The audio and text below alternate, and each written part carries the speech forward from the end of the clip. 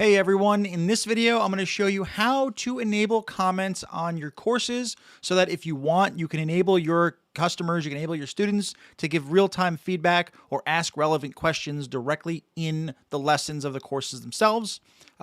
This can have the use case where if you find yourself getting a lot of the same question on a lot of the same lesson, you can let your students, let your people in your courses comment the question right there, and then you can drop an answer right on the lesson, so that same question is not going to keep getting asked by different people. People will see the lesson, they might have the same question, see the question below the comment, and then their question's answered without actually having to open a ticket or comment in a group or do something like that.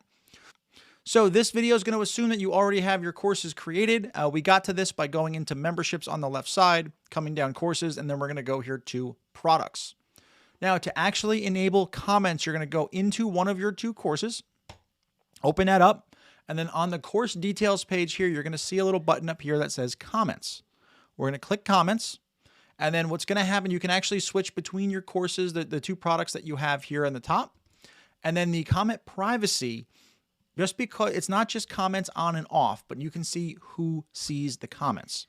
So by default, any comments that are left on the video, only you as the admin, only you as the course creator can see.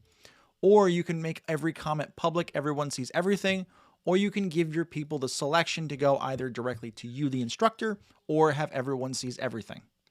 I personally like everything public because, again, it's more so that people ask a question, the next person who goes through the course can also see that that question was asked. Now, this will just update the privacy of the comment. What you're going to have to do to actually enable the comments is you can go in here on these little drop downs, and you're going to have to flip them over to enabled.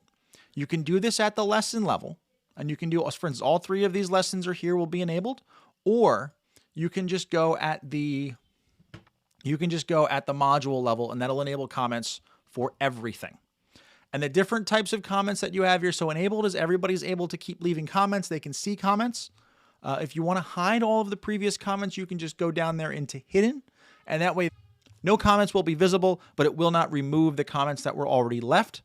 And then if you want to leave the comments visible but not allow any new responses, you can actually hit locked, and that's going to leave everything in place, but no new comments can get added.